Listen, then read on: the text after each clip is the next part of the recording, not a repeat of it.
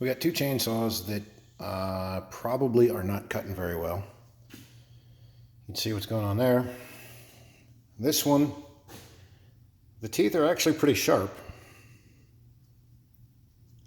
Yeah, that's got a little bit of an edge to it. They don't feel too boogered up. The main problem is the sharp side is going the wrong way. See, the chain goes that way, but this is the sharp side. So I really think putting this chain on unbackwards is going to help its cutting ability tremendously. So we'll give that a try.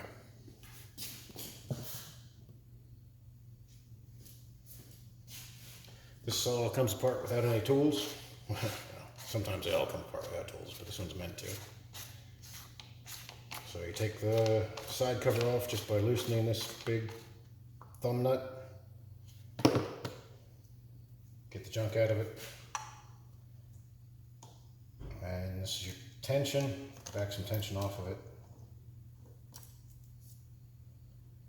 And see, I don't know if running backwards does any damage to the drive spurs. I mean, they're boogered up anyway. And this sprocket's kind of boogered up, so I'm just going to go ahead and turn it around.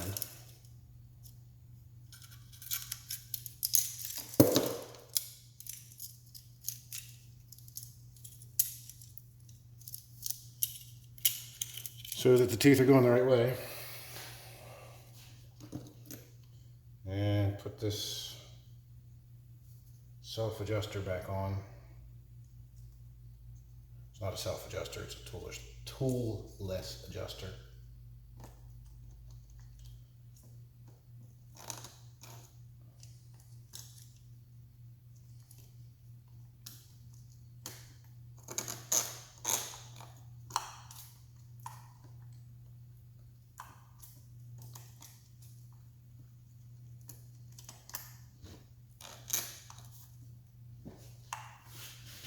And I don't know, everything feels like it's going back in, maybe.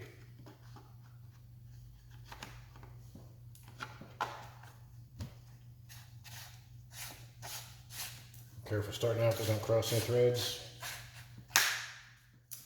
It's still kind of loose, so before we tighten it all the way on the side, there's your tension adjuster. It turns that big spoked wheel, except for some reason it doesn't.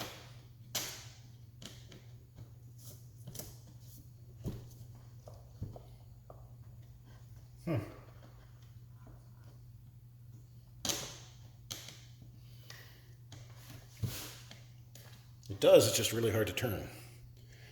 So, see, where am I trying to get you to see? All right, down in there. That big splined wheel is right there. And when you turn the little thumb wheel, it moves, which pushes the bar in or out, which makes the chain tighter or looser. I can't seem to get it much tighter, and it could be that everything's worn out and it won't go any tighter.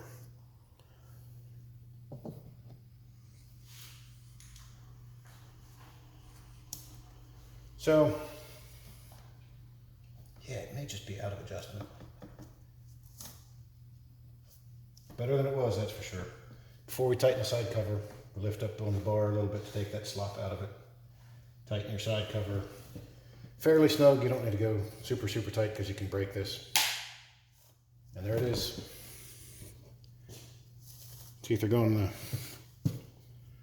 the right way. The cutting edge on here so that it pulls things into it, or it pulls the saw into the wood. So I think that this is going to cut a lot better than it did. I don't even think I need to put a file on it yet, because I think the cutting edge has been protected by being on the back side of the teeth. So this will be a nice surprise for somebody when they are used to burning through the wood, because you can see it. There's a good boogered up tooth that's going to kind of burned in, and it's not really burned, but when they don't cut right, they get sap and stuff built up on them, and you know, from running backwards, that could probably do it. So anyway, somebody's going to use the saw. Hopefully it's the same person that was running it backwards thinking it wasn't any good, and have a really amazing surprise when it starts cutting.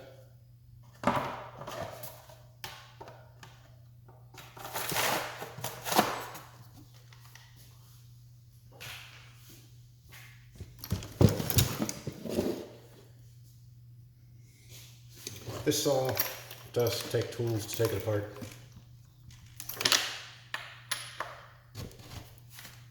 Somebody cinched it down way too much. Oh my goodness.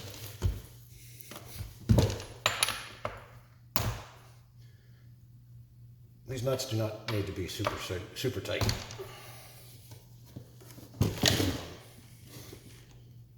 I have worked on saws that people have been a little aggressive with and actually stripped them out.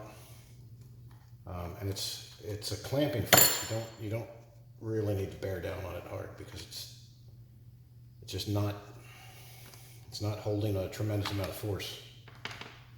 And there's two of them. So, and this chain was going the right way. Now, when chains jump off, oh, here's kind of fun. It's got a loop in it. Depending on how many loops, you can kind of chase these around forever. And what you want to do, depending on how tight the chain is. Yeah, I'm looking at it, not looking at the camera, so maybe it wasn't in frame.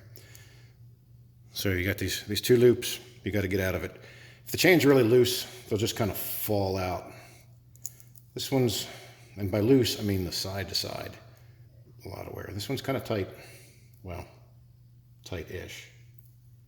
So what you end up wanting to do is get the loops all the way at the opposite ends, and then just pull it apart. You see that? So started, we had loops. Oh, there's a whole bunch of loops. The trick is you get them all the way at the end, and then just flip the chain over. Now we're going to put this on the bar because we don't know if it was damaged when it came off. What can happen is when it jumps off, the sprocket down here is still spinning.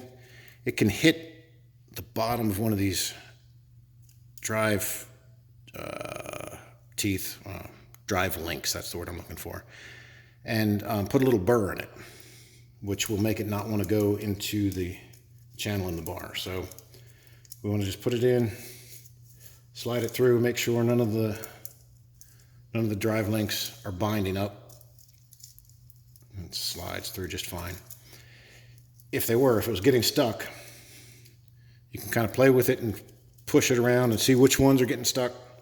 And then you'll find just a little burr, or if it's a big burr, it's done. But a little burr on the bottom, you can grind off with a Dremel or file if that's your only option. This chain slides through the bar okay. The other thing that can happen too is links can get bent side to side, and then they'll also bind up in the bar. But this one seems to be okay.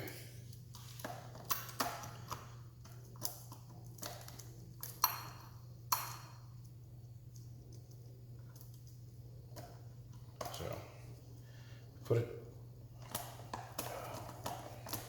not like that.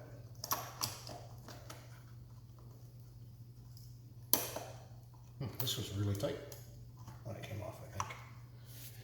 So make sure, can you see it? It's still in frame. Make sure you're lined up in your drive sprocket here. Should get this stuff out of it. And then for tension, there's a little pin right here that goes through the bar, turned by a screw. This one's on the front. It pushes the bar out, and that puts more tension in the chain. So get the worst of the junk out of the side cover. Goes back on.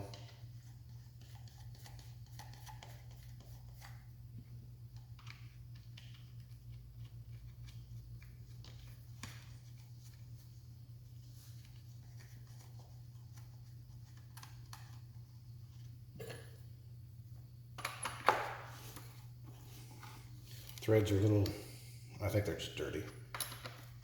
So right now we don't want to have a whole lot of tension in the nuts because we want to be able to tension the blade. See, that's too much slop. You need a little bit of looseness in it, obviously, or it's not going to turn, but that's too much. So while we leave the nuts loose on the side cover so that the bar can slide,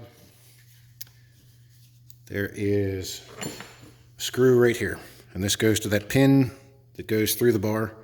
As you tighten the screw, let's see if I can get this angle so you can see the magic.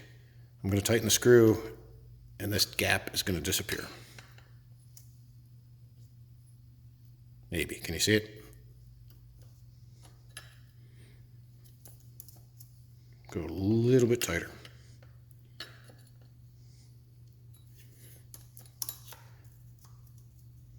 So it still moves. We want it to move. That's probably good. And then when you tighten the side cover nuts, hold up on the bar because it does move a little bit up and down, and you want to take all your slop up because that's, when you cut, you're going to be putting force on it, pushing down against it. So tighten our bolt or our nuts. Notice I'm not going crazy, not super tight. Make sure it still moves freely. So make sure the brake works. Yes, the brake works. And we'll take a look at these teeth. Oh yeah, they're bad. So this is not going to cut any better than the one with backwards teeth. So I need to find a file.